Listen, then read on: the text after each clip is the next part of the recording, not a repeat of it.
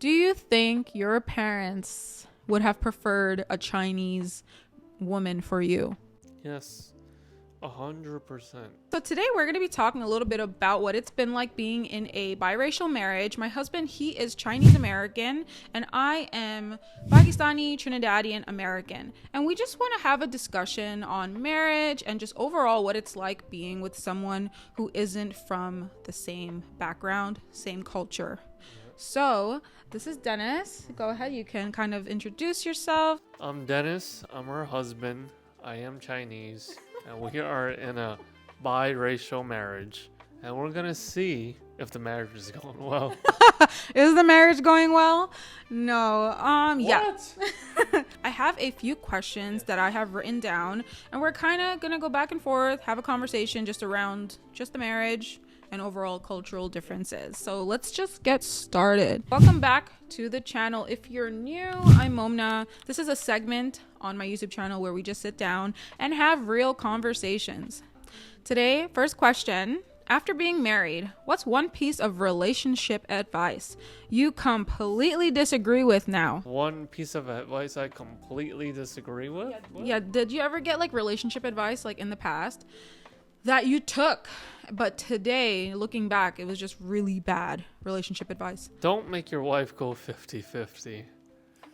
As a husband, as the man, you should be paying for everything. With my friends, we were more of a 50-50 relationship. Like, why would I need to pay for a woman? What's she gonna do for me? But trust me, fellas, if you want your woman to treat you well, you pay for everything. Some good advice right there. Take that. That's some advice that, part of my friend group, like, we're going 50. They always talk about going 50-50, Still, like till No this one day? really pays for their wife in my friend group. I don't want to offend any of my friends, but I don't think that relationship advice, don't listen to it. I mean, and it's not even that. You're gonna feel, it just feels nice to pay for your woman. You know what I'm saying? I mean, okay, that is good advice for a man, because men give that advice. Just go 50-50 with the girl, and that's how it should be. I don't think I could think of anything better as far as relationship advice. What I was saying earlier, you should pay for your wife, 100%. Do not make her go 50-50. But I think we can 100% move on to the next question. What's one thing both of our cultures surprisingly have in common? Can I go first? Go ahead. Okay, so I don't know. The first thing I thought about, when I think of culture, I am more leaning towards the Pakistani side. I feel like both cultures are low-key cheap. Cheap people. Cheap as hell. Like they want a bargain.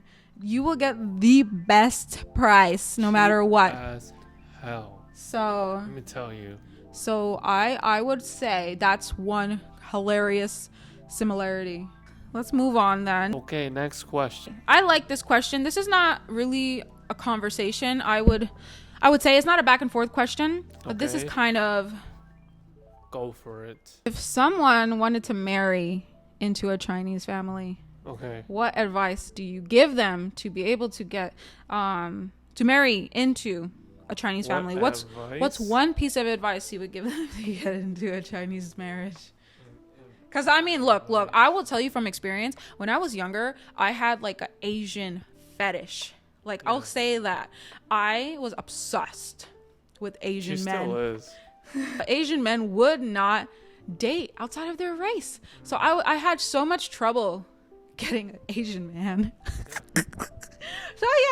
So yeah. To someone like me who was like that, what advice would you give? Look, my advice would be don't set your standards too high. Because what you see online or on the dramas is nothing like what the culture actually is. Maybe the families, the families are very quiet. My family, especially. But still, what advice would you say would get say a brown girl, a black girl, a white like, girl. For them to get an Or- Asian or- man, if you want to date an Asian person, honestly, you just gotta know anime. You just gotta watch anime. Really? Every Asian person I know watches anime, especially boba. Just Oh, boba? Oh my take god. them to drink Sushi? boba. I hate boba. But it's that easy, you would say? Yeah, it's so easy. Just play video games, Korean dramas, anime. Is that how you're saying you could have gotten to you? Yeah, that's how she got to me. So just a little backstory on how we met, just to throw in there. We met on Tinder, and the way we connected was One Piece, the anime. Yeah. So he watched One Piece, I watched One Piece. When I saw him in person, all we did was talk One Piece, and I don't know, it just worked out, I guess. Yeah. But yeah, I guess that's a good advice. I guess. Seriously, that's all you need to do. Asian men are... Have you ever tried? Tinder, but like, I don't know. Okay. You were the best fish in the pond. Do you like the Chinese culture or the Pakistani culture more? I like the Pakistani culture better. Yeah, why? I feel like Pakistani culture is more friendly, more caring, more family oriented, more like, I agree. more loving. Sure, they're toxic. Very. So toxic. Yes. But what? I just feel like like in my experience so far, Chinese families, you guys look amazing on the outside. Like everyone owns a house. Mm-hmm. Everyone got a good education. Everybody got money. Yeah. But the families don't have a bond. No. You guys have no connection. Regardless of who it is, everyone is very like to themselves. And I mean, selfish. I would say my family's not perfect. That's what but everybody would always come through if you needed something, if you needed to borrow something. if like anything, they will help you out, right? Even if you haven't like seen them or talked to them in a real long time. Pakistani people got your back. So that's one thing I do not like about Chinese culture. That's what I really like about Pakistani culture. It's very, how do I say, family oriented. They would come through even if you haven't seen them in years, right? You just gotta hit them up. Hey, hello, how you doing? Let's say Dennis and I were stranded in the middle of nowhere. Yeah. You call my dad right now. This guy will find a way to pick you up. But my dad will come pick us up. But your dad will be pissed off. He would be pissed off. But her dad will be like, where are you? Cream, I got you water. Exactly. I got you juice. Let's go get food afterwards. Okay? That's what I appreciate about Pakistani your dad, culture. Why'd you put yourself in this situation? Are you? Why did I have to come out of my way to come get you? You don't use your brain. Exactly. Yes. That's the difference. Yeah, that's crazy. Yes, yeah. That's a good one. So I really, that's the biggest difference I would say between our cultures that I appreciate and don't appreciate at the same time. Yeah. Right? And then has marrying someone from another culture changed how you see your own culture? Yes. 100%. You know, I actually enjoy the Pakistani culture more than the Chinese culture, especially the gatherings. Because in Chinese gatherings, it's just quiet. It's awkward. No one talks.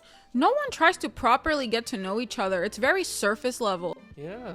But in Pakistani culture, they be blasting Bollywood music. Yeah. The food is good. The food is so much better. And then, like, you get to gossip. Like, gossiping is not great. I mean, not me. No, gossiping isn't great. But, like, my, like, papos, I have aunts. We gossip. Like, if you hang out with them long enough, you will get the tea. Yeah, she tells me, and I was like, oh, wow. Yeah. Or, like, I feel like, the Pakistani uncles are funny. No, your uncle is funny. Yeah. He has two uncles. Two uncles that are funny. Uncle Eric. Yeah. And then the one, Vincent's dad. Vincent, yeah. So you would say you see your culture differently. Yes. Right, explain a little bit in what way did it change? It changed my view on Chinese culture. Yes. I think Chinese people are just very antisocial people. I would say 95% of Chinese people are antisocial. I don't know why. Maybe it's because of our parents. Growing up, all we've been taught is to get good grades and get a good job. That's all that matters. But with Pakistani culture, family is more important. Family values are more important. It doesn't matter. Well, no, yes, right. Pakistani families are loving and caring, but they want their kid to be a doctor. They want their kid to be a lawyer. But even if they don't end up becoming a lawyer or a doctor, you're not a failure. Yeah. They still love you and they still they still talk smack. In Chinese culture, if you're not a doctor or a lawyer, you're basically a loser. You're a bum. What are you doing? You're a bozo. Like him, he's self-employed, he does well, but his parents just don't believe that he's doing without like a traditional expensive 6-figure job on the books, which is very interesting. But yeah, Chinese culture is very interesting. Very beautiful, you know that? Thank you. Give me a kiss, just one, as your husband. There you go. So funny, Dennis. Which culture do you think gives kids a better foundation in life? Yours or mine? Pakistani culture. Well, really? Really? Look, no shade to my Pakistani community, but I just feel like Pakistani communities, I know so many Pakistani families that are toxic, and you kind of grow up in this very toxic culture. If you're a daughter, you're like expected to get married a lot of the times. And then if you're a son, they kind of like expect so much from you. But I feel like in Chinese culture, they want you to get the best education for both genders. And they set you up for a good standard. They teach you saving. You learn how to save money early. Like he has a little cousin. She has so much money saved for her age. Like a lot of people flexed on us. A lot of people don't learn or in their early life how to save money.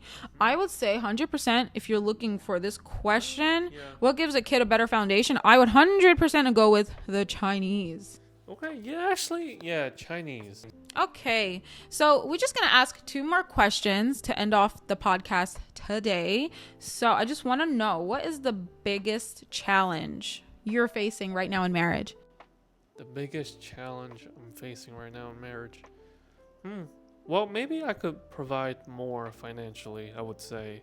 That's probably the biggest challenge I have. Because I cover the bills, I cover the rent, but I can't buy her clothing. I notice you're very materialistic. No, I'm you not being... get... No. Yo, everything. I want you to money. Like Like crabs.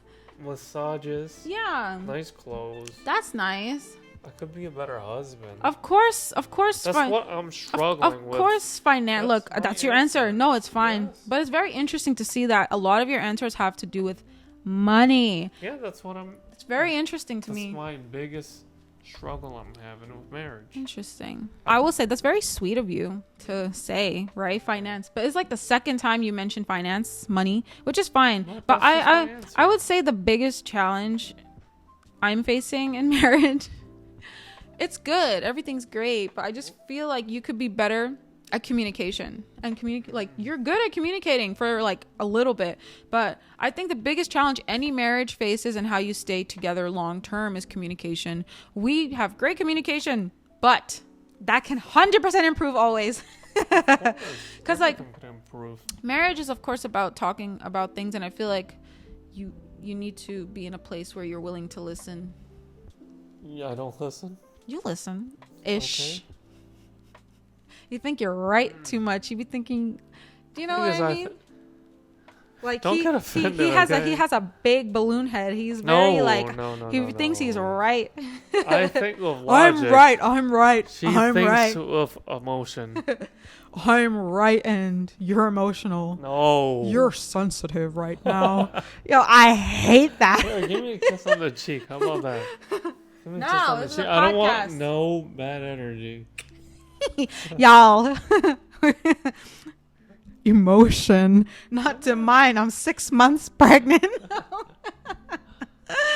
Okay, last question for today's podcast. Last question for today's podcast. And if you guys have stayed till now, thank you. This is really just, of course, we're from different cultures. We don't want the whole conversation to be centered only on culture because that, to me, that's kind of boring. We're still just man and woman living in America. We're just a couple. Your everyday couple. We're no different than a same race couple, just with a few tweaks, obviously. Culture. Everyone has their own culture. We come from two different cultures. But yeah, thanks for watching up until this point. So the last question today is, do you think your parents would have preferred a Chinese woman for you? Yes, 100%. My parents 100%, not even 99. 100% they would have preferred a Chinese woman, and let me tell you why. Chinese people want to stick with their own kind. There's nothing wrong with that. Because my parents, if I did marry a Chinese woman, they would be able to communicate better. They would have similar cultural backgrounds.